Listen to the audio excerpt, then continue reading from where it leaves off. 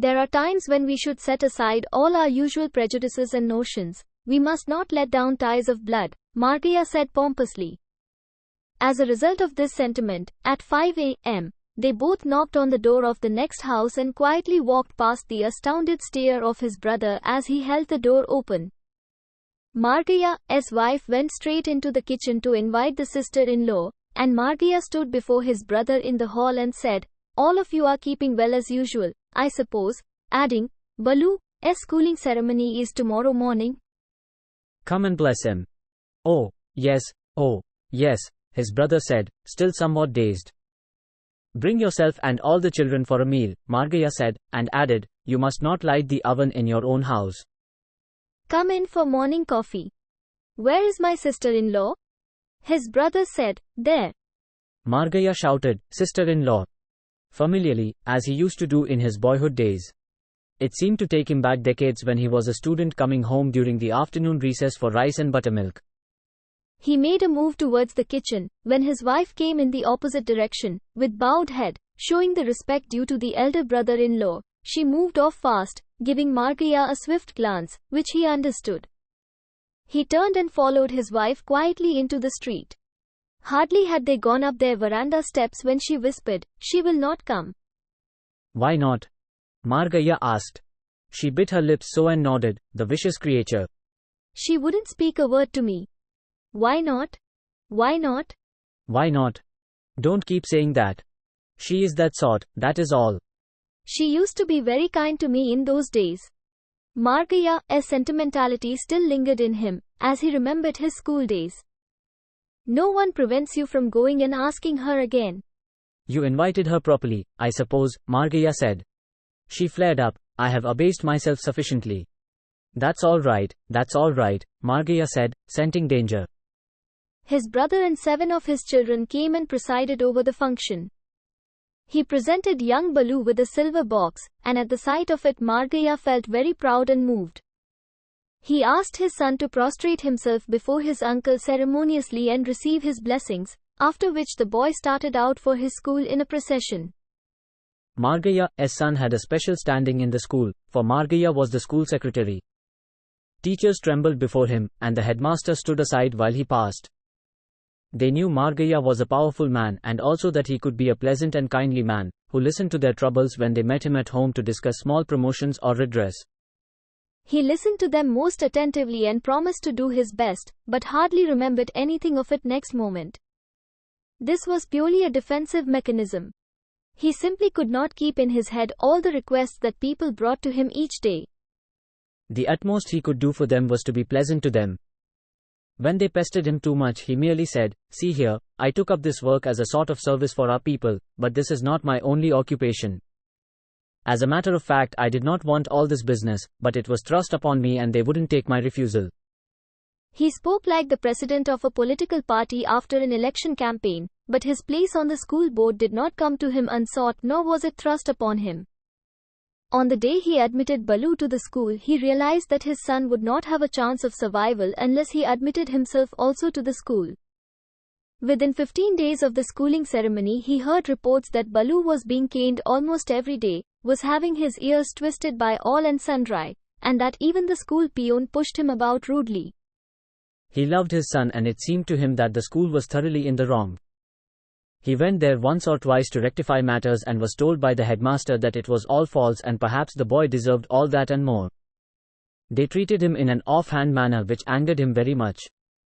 They almost hinted that he might take his son away. At the end of the term, Balu came home with his progress card marked 0. Margaya decided to take charge of the school. He was a busy businessman who could not afford the time for unprofitable honorary work, but he felt he ought to sacrifice himself for the sake of his son's educational progress. He wanted Balu to grow up into an educated man, graduating out of a college and probably going for higher studies to Europe or America. He had immense confidence in himself now. He could undertake any plan with ease. He could shape his son's future as if it were just so much clay in his hand. His son might become a great government official or something of the kind, or indeed anything in 10 years, if this cursed school were not in his way.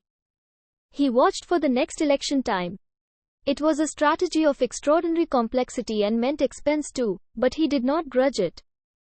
He felt that no expense was too great for a child's future, and slipped into the place of a member whom he had persuaded to retire. After that, one could notice a great improvement in Balu's career. He never lost his place in the class, and the teachers seemed to have adjusted themselves to his way of thinking. In addition, Margaya picked up a home tutor for him.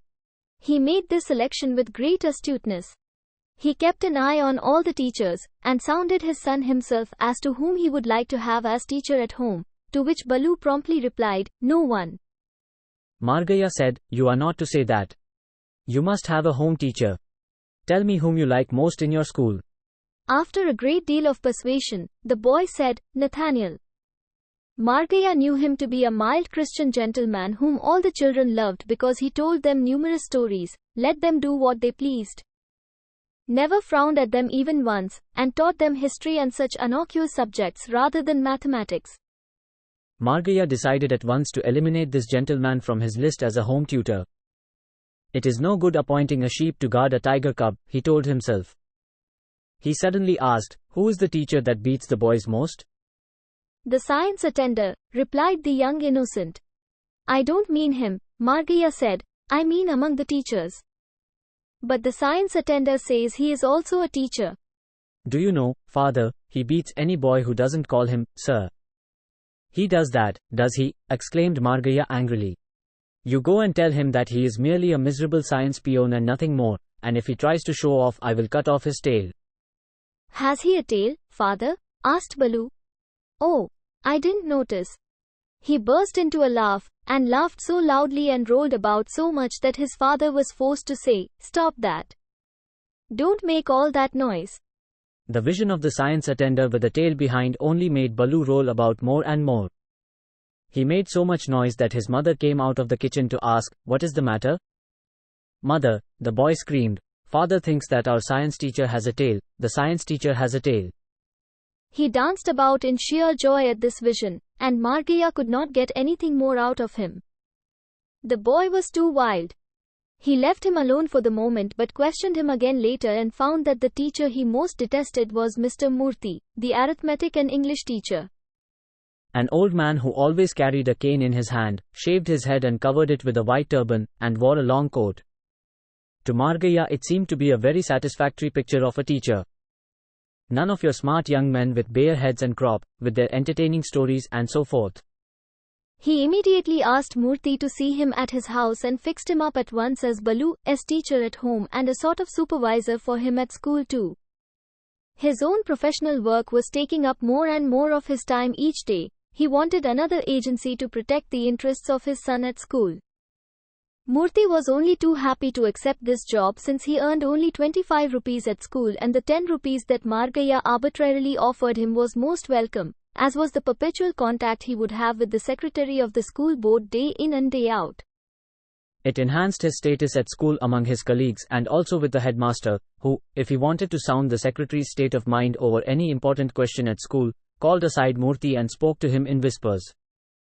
All this Murthy welcomed, but he also lost something in the bargain, and that was his power over his pupil, Balu.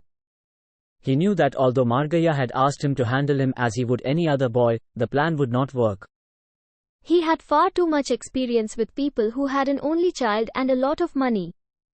They never meant what they said with regard to their children. No one lost his head so completely over a question of discipline as the parent of an only child. Murthy did not want to offend the young boy and lose his favor so that one day he might tell his father, "I won't be taught by that teacher." On the other hand, he did not want the father to feel that he was not able to handle Balu. So he walked warily. He tried to earn the goodwill and cooperation of the pupil himself so that his job might be easy. He gave him many gifts of sweets and pencils and rubbers if he did a sum well and forbore his mischief, and treated him generally as a friend. The scheme worked, although the boy was on the verge of blackmailing his teacher whenever he set him more sums than he cared to do.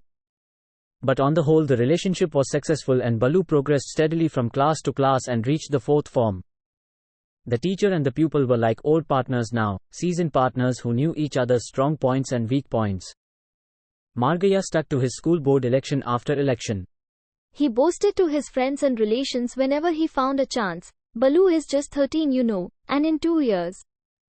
He gloated over a vision of his son passing into a college. He would give him a separate study in the new house he was planning to build in New Extension.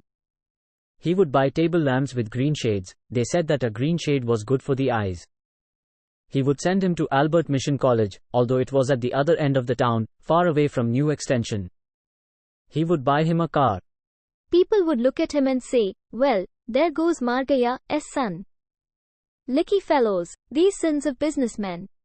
Margaya had converted the small room into a study for Balu. Every morning Margaya carried out an inspection of this room in order to see that his son learned civilized ways and kept his things in their proper places, but he always found the mat not spread out on the floor, but stood up against a corner half-rolled, his books scattered on the floor, and his little desk full of stones, feathers, cigarette foils and empty packets. These were all collected from a small shop made of dealwood planks nearby, which had recently been set up by a man from Malabar. Margaya felt unhappy when he saw the condition of this room. In his view, a study had to be a very orderly place, with books arrayed on one side, and the clothes of the scholar folded and in their place on the wire stretched across the wall. Margaya had secured a small framed picture of the goddess Saraswati, the goddess of learning and enlightenment, sitting beside her peacock and playing on the strings of a veena. He hung it in the study and enjoined his son ceremoniously to pray to the goddess every morning as soon as he got up from bed. He inquired untiringly, "Boy, have you made your prostrations before the goddess?" "Yes," the boy answered, and ran in and performed them in a moment, then came back to the hall and just hung about staring at the sky or into the kitchen. Margaya felt angry.